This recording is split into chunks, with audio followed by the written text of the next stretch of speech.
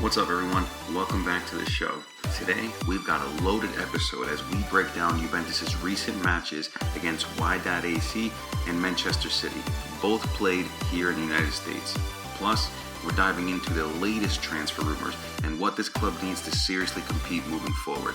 Let's get into it.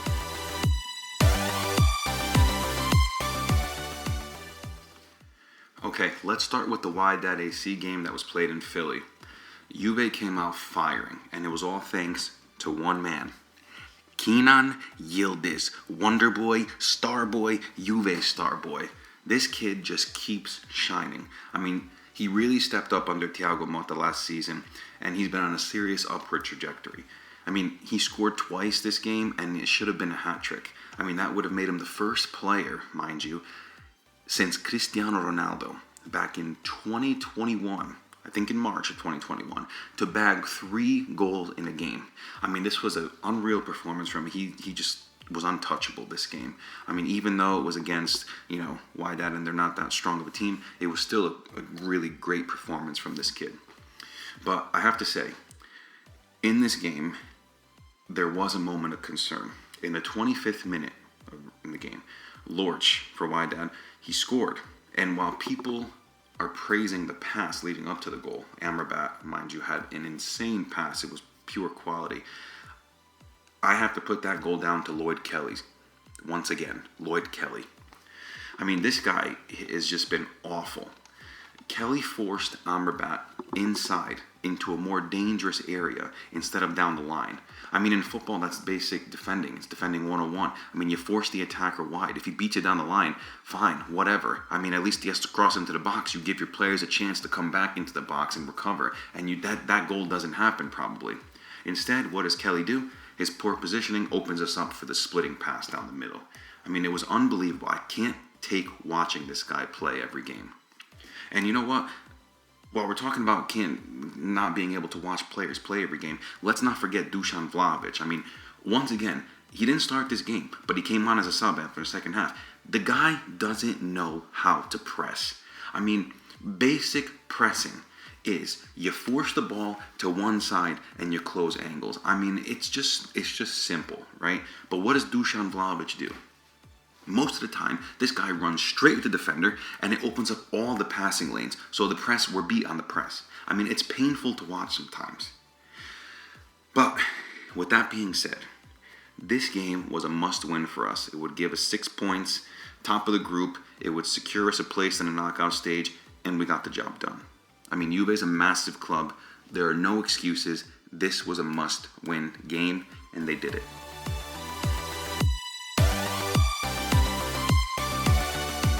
Okay, now on to the big one. Juventus versus Manchester City in Orlando. This was the match that everybody had circled in this group, right? And look, the last time we played Manchester City in the Champions League this past season, we won 2-0 under Thiago Motta. But what happened this time?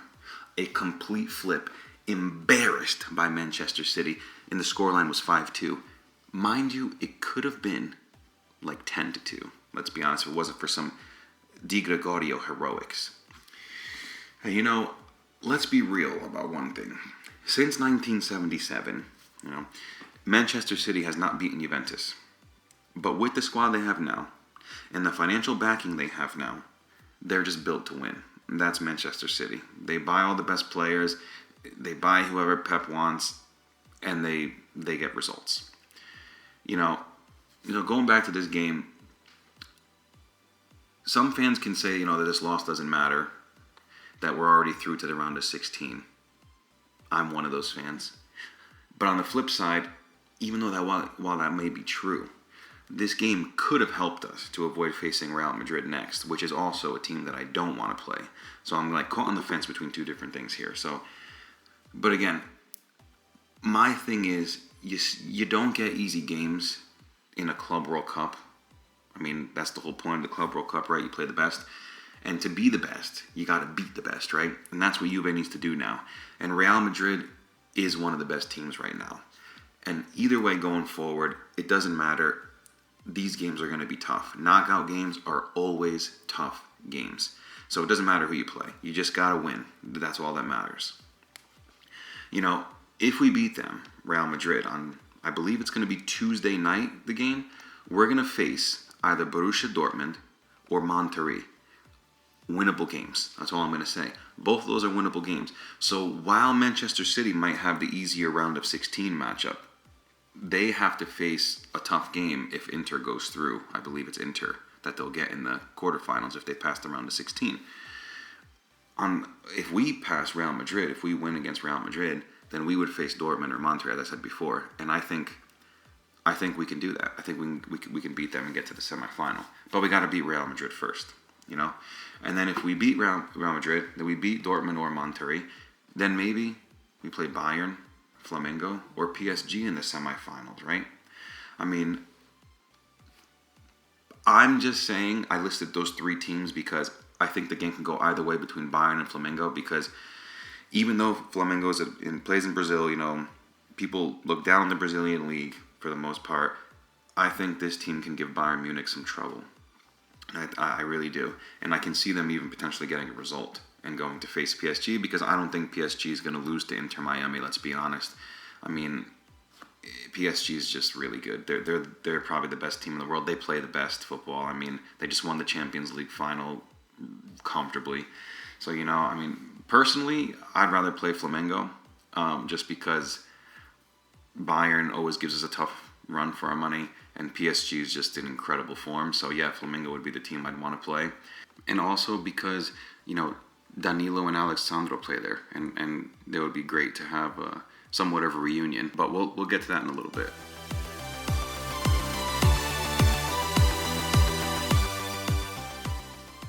All right, let's talk tactics about this game, okay? So Igor Tudor made 5 changes. Locatelli, Kostic, Nico Gonzalez, Koop Meiners, and Vlahovic all came in. So we got 5 players that changed. The back line was Kalulu, Savona, Lloyd Kelly, and obviously Di Gregorio in goal. The lineup was still pretty strong based on what we have in the squad, right? But that back 3, it's questionable to me. I'm not convinced by this back 3. City scored just 9 minutes in. Doku absolutely roasted Kalulu. I mean, he turned him inside out. And then 2 minutes later, Koop capitalized on a goalkeeping error and made it 1-1. And then there for a second, I thought we had a game on our hands, right? But then Juve started fading. There was no press or a consistent press, no organization. City dominated possession, pinned us back, and then they punished us for our mistakes. And Kalulu's own goal was brutal, okay, to make it 2-1. Clearing with his weaker foot, under no pressure, total miskick, hits his heel for an own goal. What are we doing? Like, seriously. And then Lloyd Kelly, he's still a liability. I mean, like I've said it before, we paid $20 million for a player who's not fit to start for a top-level club. All right? Let's not forget, we let Danilo go. All right? The guy had grinta. He had leadership and could actually defend. I mean, I don't care that he's aging. He was better than what we have now. All these fans were so mad that Danilo was still playing games. I'll tell you what, I bet those same fans wish we had Danilo over the ones we got now. And you know what? Second half, more of the same. Juve went long to Vlahovic. That was the answer, to try to beat the press, hoping for some kind of hold-up play. But obviously that didn't work out because Vlahovic has been so poor lately in his form. Our midfield, you got Koop Meiners, McKennie, and Loca. They were completely overrun by Manchester City. I mean, talk about dominance in the midfield. Manchester City dominated our midfield, okay? And what did Tudor do? He brought on Yildiz, Gatti, Cambiaso, and Thuram off the bench, right? The only one that looked like he actually cared a little bit was Kenan Yildiz. The others, they couldn't get into the rhythm of the game. I mean, they just never adapted to the pace of it. And Vlahovic, my God, man. He had a golden chance to make it 3-2 and totally scuffs it. Right foot shot, completely mishits it, goes wide left on the ground, rolling out of bounds. I mean, he had all the time to take an extra touch. He could have took his first touch, then he could have shot it comfortably. It was a great cross from Alberto Costa. What does he do? He tries to hit it one time. He's falling backwards almost, and he's off balance, and it goes wide. I mean, it's terrible. 80 million euro striker, and that's what he does. You know? And then later in the game, he tries to chip the keeper instead of just finishing it calmly. I mean, he gets sent through, and he tries to little dink and tries to be cute when you're down 3-1 at that point. That's not what you want from a striker that needs confidence. I mean, if you watched it, the little chip that he tried, he totally mishits the chip too. It was terrible. I mean, you should have just placed it into the corner. It was on his strong foot, his left foot. He could have curled it into the corner and beat Ederson. But no, he tries that and makes a fool of himself. You know, City ended up making it 5-1. And it was, again, complete domination from City. It was embarrassing. We looked terrible. But we pulled one back late. It was a bright spot. Kenan Yildiz, once again, at the heart of it, with a great pass to set up Dusan Vlahovic. And I have to say, he finished it well. You know, it looked like the Dusan Vlahovic of the past. You know, the top striker that we paid for. I mean, the run that he made, the control and the finish with his weaker foot, too, to beat Ederson. It was great. It was a great finish, great play, great run, great pass by Kenan Yildiz. But it was just damage control at that point, right? The final score ended up being 5-2. Really humbling stuff, in my opinion. But what's the big takeaway from this game?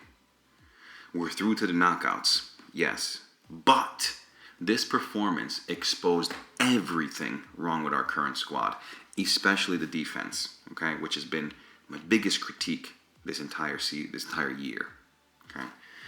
Tudor's Juve is chaotic at the back. I mean, there's like no structure. I'm sorry. I like Tudor, but there's just, I don't see it. You know, at least under Thiago Motta, we looked organized with even fewer options, or if not the same, you know. And I'm not saying that Tudor, after one loss, should be sacked, you know, because it's clear we've lost the tactical discipline.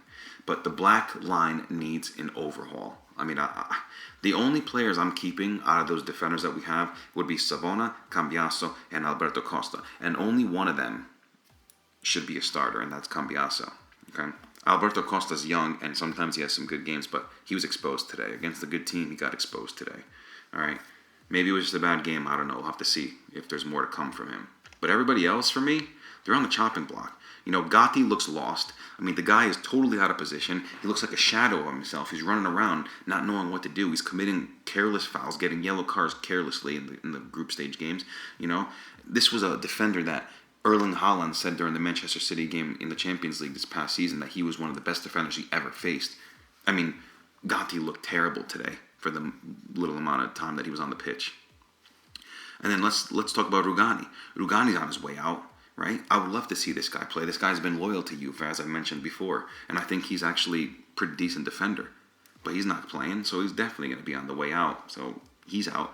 And Kelly should have never been brought in. This guy, seeing him in that black and white kit with the Juventus crest on it, pisses me off. I mean, he is awful. This has got to be the worst signing in the history of Juventus. I mean, you know, I can't remember anybody being worse than this.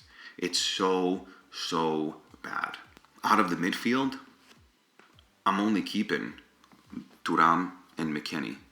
Everybody else out of those midfielders, they can go. I mean, yeah, sure, you want to keep Locatelli, sure, as long as he's okay with being a bench player. I mean, the guy doesn't show up, he goes missing sometimes. I mean, you know, I don't know what his deal is, but whatever, you can keep him for depth if you want. I mean, Koop Miners, I would love for him to be sold because I honestly am not sold on him. I've never half liked him, never thought he was worth the 60 million. I've mentioned this a billion times. But anyway, he's here. I don't know if they're going to sell him. I hope they do because he'd be one that I want to get rid of. Douglas Luiz, another player, I think he's probably going to end up leaving because he hasn't gotten any minutes, rarely any minutes under Tudor. I think he played like a few minutes last game against Wydad. And he actually looked pretty good. I think it was Wydad or it was the first game, whatever it was. But today was a game where he could have got minutes, and he didn't even get any minutes. And I think it's a shame because I like Douglas Luiz. He's our most technical player. I think he's our most gifted, creative midfielder out of the bunch that we have. And I already mentioned technicality, but he's not going to play. So he has to go too. But this is a team that's center mid heavy. You know, you have Fabio Miretti, you loaned him out, and I thought he was really good. Even as young as he is, I thought he was a really good player. You had Nicola Fagioli, who just got sold for peanuts to Fiorentina because they deemed him not worthy. I mean, you had all these center mids. It was a center mid heavy squad. But anyway, moving on to the forward line, the only one I would keep, I think, is Kenan Yildiz. I mean, everybody else, you have to revamp the squad. You keep Kenan Yildiz, and maybe you sign Conceição, for the $30 million because he's so cheap at 21 years old. He has room to grow. Other than that, there's nobody else I would really keep in this team. We're still missing a lot of pieces. I think we're still got to go through a rebuild because Juntli totally screwed us over. Him and Motta with their plan for Juve, and then, now Comoli's taken charge, and I don't know how to feel about him. He said the right stuff in his interviews so far, but, there hasn't been any signings. The only good thing that came of him so far is he renewed Nicolas Savona's contract, which was the best because I think he's somebody that I would keep. He's so young. He's an Italian player, short on Italian players, So it's good that they kept him. But I don't know who else. Now he's focused all these rumors in the transfer market about certain players, and it to me, it just needs the squad needs a total rebuild. Your main focus is defenders, and you need some forward players. You're set in the midfield department. But while we're talking about all this, let's move up and wrap up with some transfer news, okay? Again, all the rumors, Comoli. What are all the rumors circulating? Juventus and Comoli right now? Jonathan David. He's linked on a free transfers, but he has these huge wage demands. $6 million a year, I think, is what's been thrown around that he wants per year, plus a €15 million agent fee, which is insane. All right. Not to mention, he also wants a signing bonus, Jonathan David. So it's just, what's this going to cost? $30 million for a free transfer just to sign him? Again, it's not bad considering his age. Considering we need a forward player, a $30 million signing isn't terrible. Since, you got Gyökeres, who's $80 million. You got Osimhen, who Napoli wants $85 million for. You got Colomwani, who PSG wants $60 million for. So, in hindsight, this isn't that much. But I still think the €15 million agent fee is just insane. That needs to get cut. So if we can cut that in half, that'd be great because it's like you're signing him for, $20 million maybe? Afterwards with the agent fees and then the signing bonus that you got to give him. So that's a great signing. So it's like you sign a great striker for $20 million. And I honestly do like Jonathan David. I think I was watching some of his highlights and stuff, and I really think that he's a pretty decent player, and I think he would do well in Italy. So I'm curious to see if this gets over the line or not. But we definitely need a forward because, again, Dušan's going to leave at some point, whether it's on a free transfer at the end of next season or if he gets sold this year. I don't know. But he's definitely on his way out. I can't see that changing. And I don't know. Colomwani, again, he's expressed his interest in staying and that he loves Turin and he wants to be here. I just don't know if it's going to work with the price tag around him. So we'll have to see how that plays out. But let's move away from Jonathan David and we'll go to Timothy Weah and Mbangula. They have been linked to Nottingham Forest. That is the latest rumor coming. The crazy thing about this is two players. I know in my previous episode I said I would get rid of Tim Weah. Fine. But Weah and Mbangula, they want for $22 million combined fee. That is nothing. Especially given Mbangula's performances this past season and how young he is. How are you going to sell this guy with Weah for $22 million? $22 million is like what I would sell Weah for, or each player. That's what I would sell each player for. It makes no sense. But anyway, I don't know if this is going to happen because the recent report from today is that Weah has turned this move down. He doesn't want to move to Nottingham Forest. He wants to stay at Juventus. And that was basically the main hurdle, was trying to get the players to be on board with it. So Weah was the first to come out and basically turn it down, if reports are to be true. So another link that is heavily linked lately with Juventus is Jadon Sancho. And he was heavily linked with us last summer as well, but the move fell through. There were so many reports from so many different sources and media outlets last year that like he was going to join and it was a done deal, but then it never ended up happening. But right now, again, these links have resurfaced, and they're strong links, and it's apparently just for 25 million euro. That's what Manchester's asking for. Manchester United's asking for him, and the only issue here are the wages. So he has a really high wage. I'm not sure exactly what the figures are, but if he can take a pay cut, then I can probably see Juventus making this move and getting Jadon Sancho. I mean, I like Jadon Sancho, but I think if they sign Jadon Sancho, I think that means Conceição's out and he's going back to Porto. So we'll have to see how this plays out as well. Another rumor that's back again is the Araujo rumors. So this is the latest one from a couple of the Juve sources, Juve outlets on social media. Apparently, this is back on again, and Juve and Comoli are ready to make a move for him. Apparently, Tudor likes him, if reports are to be true, and you know, Comoli wants to see if they can get a deal done for around like 30 million euro. Now, listen, when I saw this rumor back in January, I mean, the post that people were commenting on their hair was just so bad. I mean, Araujo's not that bad of a defender. I think he's actually a pretty good defender, you know, and he's a good center back. We need center backs. For 30 million, I mean, I think that's a steal for someone like Araujo. I mean, he's proven. He's still, like, in his prime. He's, like, 25, I think. 25 years old. This guy would be starting if he signs for us. I mean, it's simple as that. You can't tell me anybody is better than him than we have, aside from Bremer, who's not playing, and we don't know how he's going to come back after this ACL injury. So let's see what happens with that. I really hope that really happens, and that's a true rumor. Going with another center back rumor that we have, again, Leone from Parma continues to be linked. I don't know how much Parma wants, but I can't imagine it's going to be more than 25 million for Leone. And, you know, there was a report that I read the other day and a rumor that said something like Comoli was going to buy Leone, or he wanted to buy Leone for, I think it was a fee that they agreed to, around like 25 million or something, but then immediately loan him back out to Parma. Excuse me, they didn't agree to it. That's what Comoli wanted to offer, 25 million, and then if they agreed, they would loan him out back to Parma for this upcoming season, and then they would get him back at the end. I think that's a good move, and if reports are to be true, they were saying that Juve is the only club that offered something like this. So, I mean, I think that's great because, honestly, if we're going to keep the defenders we have, I don't see anybody buying Lloyd Kelly because he's just awful. So that means he's going to stay in the team. And, of course, Tudor's going to pick him because he's picked him so far every game. So why wouldn't he continue? But, yeah, then you got Kalulu, who they just signed from Milan. He's probably going to play over Leone. And you got Bremer coming back. And you got Gatti. So, I mean, who's really going to... In Italy, I mean, with this mindset is just they play the older players. They play the players with more experience. Even though I think Leone should be starting if they sign him. But he probably would sit in the back. So I think if they do sign him, it would be a great deal to send him back to Parma.